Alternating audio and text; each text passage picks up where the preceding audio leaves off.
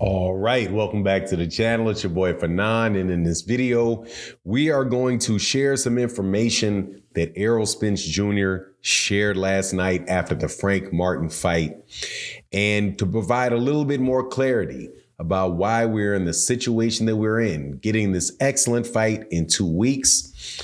Let's talk about that in this video.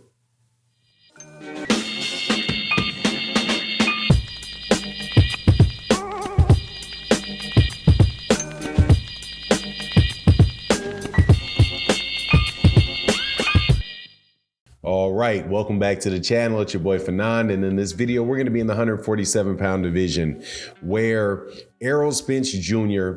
was at the fights last night with Frank Martin, who won his fight in a close competitive fight against a guy whose name I cannot recall. However, I do recall that it was a good fight and that Errol Spence Jr. shed some light before that fight on information related to the Terence Crawford fight. So let's talk about that, man, because like I said, man, we got 2 more weeks before the biggest fight that we've had in boxing for a long time. So might as well continue the trend and let you guys know everything that's going on. But before I do, let me welcome you back to the channel. If you are new to the channel, please accept my invitation to hit the subscribe button, hit the bell icon so you can be notified of when we release more videos. And if you are a longtime subscriber and supporter of the channel, thank you so much for your continued support. Shout out to my guy, John Bowie. Really, really good to see you in the super thanks the other day, man. Appreciate you so much. Hope that you're doing well. Can't wait to see you on the live streams again. And shout out to everybody else in the Fanon International Boxing Channel family, Barbara D, Asante L, other people that I usually don't mention, but in the videos. Always mentioning the live streams though. But before we get into that, I just want to tell you real fast about today's sponsor, the Boxing Showtime app. It's a very useful app that keeps you updated on all things boxing, and you can keep up with the latest fights, where to watch them, the latest news, and a lot more. For any hardcore boxing fan like myself, and most likely all of y'all, I would definitely recommend downloading it. And it also is most definitely a big support to the channel. It's available for both Apple and Android, and you can find the link in the description below. Thanks for considering downloading Boxing Showtime's app. But let's get back into the subject matter of the video. There's a lot of back and forth going on about why this fight between Errol Spence Jr. and Terence Crawford is happening. And I hear a lot about it because on this channel, when Terence did not take the original fight with Errol Spence Jr. and he went to fight David Avanesyan, a whole lot of people, including myself, says, man, that's a duck. Okay, there ain't no need for you to go ahead and go out there and fight David Avanesyan. But he fought David Avanesyan. And then Errol Spence Jr. said he's going to spin the block again. And so spinning the block, he spent the block again. And then this time, Terence Crawford took the fight. Now, when Terence originally said that he originally said in the second time that he was the reason that this fight took place, because he said he picked up the phone and called Errol, and if he had not picked up the phone and called Errol, then this fight would not have taken place. That to me is always kind of funny because number one, Errol was not the one that originally turned down the fight. He was already in negotiations with him. Terence Crawford walked away from the fight. And Errol Spence Jr. and then he came back.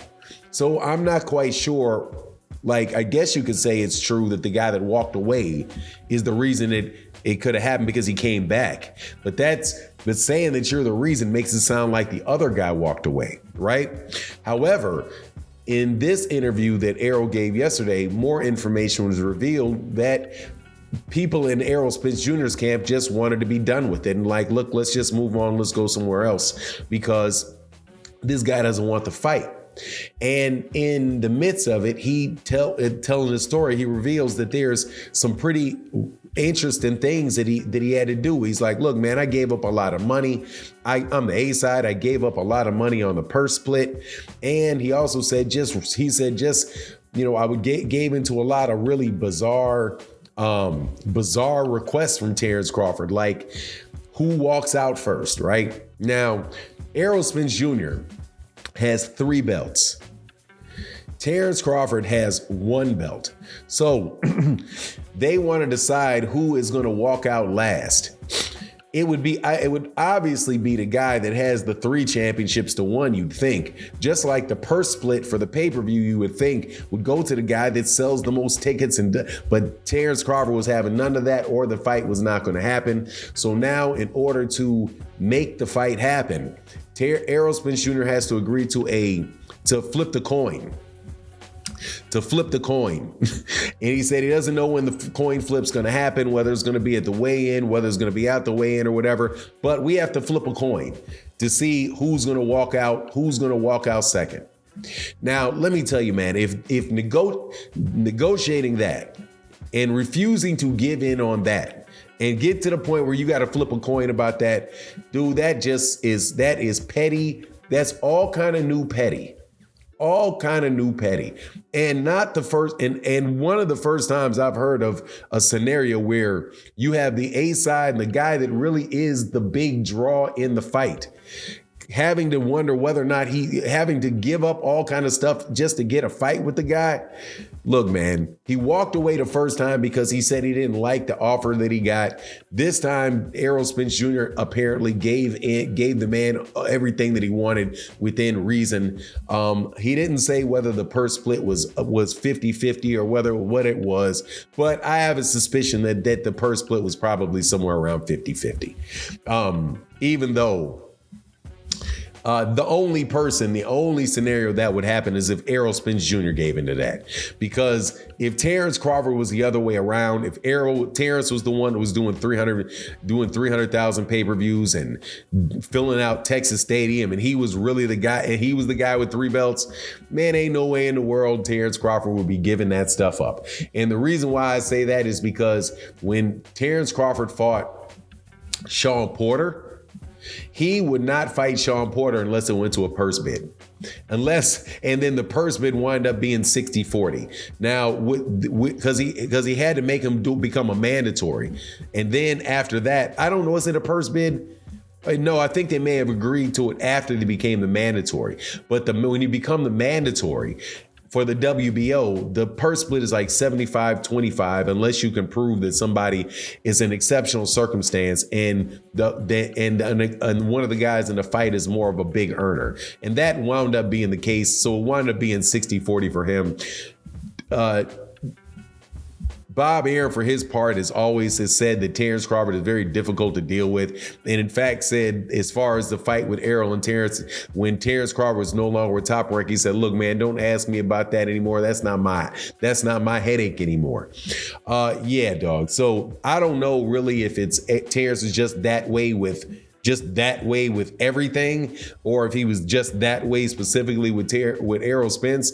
But man, y'all, please do not tell me that Terence Crawford is the reason that fight happened. Again, not saying that that's going to necessarily, go into the fight and mean that something like the Terence Crawford is scared, or I'm not going into all that. I'm not saying all of that, but at the same time, man, king of petty, man. That's some king of the petty. But anyway, that's my take on the matter. Just wanted to give that to you. You let me know what you think in the comment section. And with that, I'm out. Peace.